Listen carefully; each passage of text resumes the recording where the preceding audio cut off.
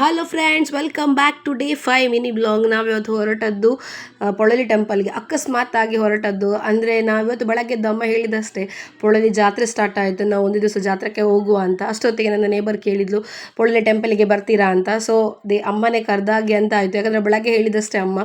ಸೀದಾ ಹೊರಟ್ವಿ ಪೊಳಲಿ ಟೆಂಪಲ್ಗೆ. ನಾವು ಹೋಗೋಕ್ಕೂ ತುಂಬ ಲೇಟ್ ಆಯಿತು, 1:30 ಗಂಟೆ ಏನೋ ಆಯಿತು. ಒಳಗಡೆ ಸೇವೆ ಎಂತ ಸಹ ಇರಲಿಲ್ಲ ದೇವರದು. ಮತ್ತು ಹೊರಗಡೆಯಿಂದ ಮಲ್ಲಿಗೆ ತಗೊಂಡು ಅಮ್ಮನಿಗೆ ಮಲ್ಲಿಗೆ ಕೊಡುವ ಅಂತ ಮಲ್ಲಿಗೆ ತಗೊಂಡ್ವಿ. ಒಳಗಡೆ ದೇವರದು ಬಲಿ ಆಗ್ತಿತ್ತು, ಹಾಗಾಗಿ ಸ್ವಲ್ಪ ಹೊತ್ತು ಹೊರಗಡೆ ನಿಂತ್ವಿ. ಆದಮೇಲೆ ಸೀದಾ ದೇವಸ್ಥಾನದ ಒಳಗೆ ಹೋದ್ವಿ. ಒಳಗೆ ಹೋಗುವಾಗ ಅಮ್ಮನನ್ನು ನೋಡುವಾಗ ತುಂಬ ಖುಷಿ ಆಯಿತು. ತುಂಬ ಟೈಮ್ ಆಯಿತು ನಾವು ಪೊಳಲಿಗೆ ಹೋಗದೆ. ಎಣಿಸ್ತಾ ಇತ್ತು ಪೊಳಲಿಗೆ ಹೋಗಬೇಕು ಅಂತ ಹೇಳಿ, ಯಾವುದಕ್ಕೂ ಕಾಲ ಕೂಡಿ ಬರಬೇಕು ಅಂತ ಹೇಳ್ತಾರಲ್ಲ. ಸೊ ಹಾಗಾಗಿ ಇವತ್ತು ಕಾಲ ಕೂಡಿ ಬಂತು. ಹಾಗೆ ನಾವು ಹೋದ್ವಿ ದೇವಸ್ಥಾನಕ್ಕೆ ಹೋಗಿ ಅಲ್ಲಿ ದೇವರದು ಮಲ್ಲಿಗೆ ಪ್ರಸಾದ ಸಿಕ್ಕಿತ್ತು, ಅದೊಂದು ತುಂಬ ಖುಷಿ ಆಯಿತು. ಆದಮೇಲೆ ದೇವರದು ತೀರ್ಥ ಸಹ ಸಿಕ್ಕಿತ್ತು.